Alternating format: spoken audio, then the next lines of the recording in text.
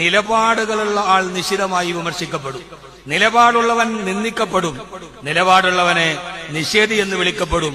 പക്ഷെ നിലപാടുള്ളവൻ നിവർന്നു നിൽക്കും. അത്ര മുമ്പിൽ വെച്ച് ഞാൻ എഴുന്നേറ്റ് നിന്നിട്ട് ഈ സെഷനിലേക്ക് ക്ഷണിക്കുമ്പോ ഇവിടേക്ക് എത്തിയ പ്രിയപ്പെട്ട പ്രതിപക്ഷ നേതാവിനോട് ഈ പരിപാടി 1-ാം തീയതി, 2-ാം തീയതി, 3-ാം തീയതി നാളെ അദ്ദേഹത്തിന് കുമരകത്ത് പരിപാടിയുണ്ട്.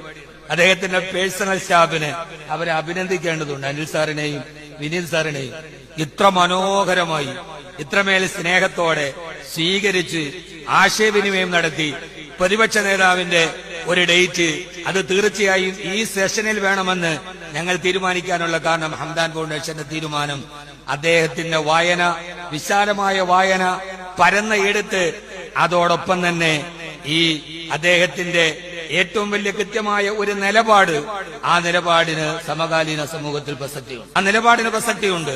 ആ നിലപാടിൽ ചിലപ്പോൾ നഷ്ടമാണോ ലാഭമാണോ എന്ന് പറയാൻ കഴിയില്ല. ആ രീതിയിൽ സിംഹത്തിന് വിശന്നപ്പോൾ ആമയെ കൊല്ലാൻ തീരുമാനിച്ചു. ആമയെ കൊല്ലുന്ന സമയത്ത് ആമ പറഞ്ഞു, എന്നെ കൊല്ലുന്നതിന് മുമ്പ്, മരിക്കുന്നതിന് മുമ്പ് എനിക്കൊരാഗ്രഹമുണ്ട്. എന്താണ്? എനിക്ക് മണ്ണിൽ കിടന്നിട്ടൊന്ന് ഉരുളണം. അങ്ങനെ ആമ അതിന്റെ പുറന്തോട്, കട്ടിയുള്ള പുറന്തോട് കണ്ട് മണ്ണിൽ കിടന്ന് ഉരുണ്ടു. കുറെ അടയാളങ്ങളൊക്കെ മണ്ണൊക്കെ തെറിച്ചു. എന്നിട്ട് സിംഹത്തോട് പറഞ്ഞു, ഇനി എന്നെ കൊന്നുകൊള്ളൂ.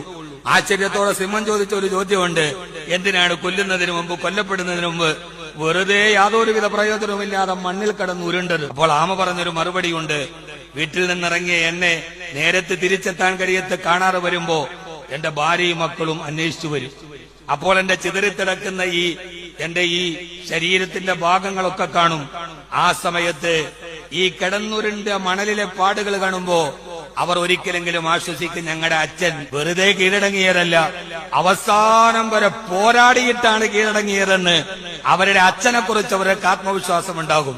അതുകൊണ്ട് നിലപാടുകളുള്ള ആൾ നിശിതമായി വിമർശിക്കപ്പെടും, നിലപാടുള്ളവൻ നിന്ദിക്കപ്പെടും, നിലപാടുള്ളവനെ നിഷേധി എന്ന് വിളിക്കപ്പെടും.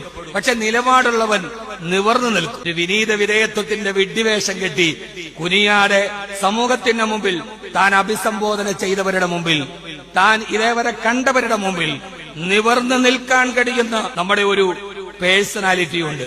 ഞാൻ അദ്ദേഹത്തോട് പറയുന്നത്, ആ നിലപാടിന് ന്യൂനപക്ഷമായാലും ഭൂരിപക്ഷമായാലും വർഗീയതയെ ഞാൻ അവസാനം വരെ അതിനോട് രാജിയാവില്ല എന്ന് പറഞ്ഞ ഒരു വാക്ക് നമ്മുടെ ജീവിതത്തിന്റെ പ്രതിജ്ഞയാവണം. ന്യൂനപക്ഷമായാലും ഭൂരിപക്ഷമായാലും വർഗീയതയ്ക്കെതിരെ നിലപാടെടുക്കുന്ന നിലപാടിൽ, ആ നിലപാടിന്റെ ഒരു വലിയ അക്ഷരത്തെ, വിടി എന്ന ഒരു അക്ഷരത്തെ, ആ അറിവിന്റെ മഹാസാഗരത്തെ ഇവിടെ കൊണ്ടുവരണമെന്നുള്ള ഞങ്ങളുടെ വലിയൊരാഗ്രഹം സമയബന്ധിതമായി, കൃത്യമായി, കടികാര നിർബന്ധ ബുദ്ധിയോടെ എത്തിച്ചേർന്ന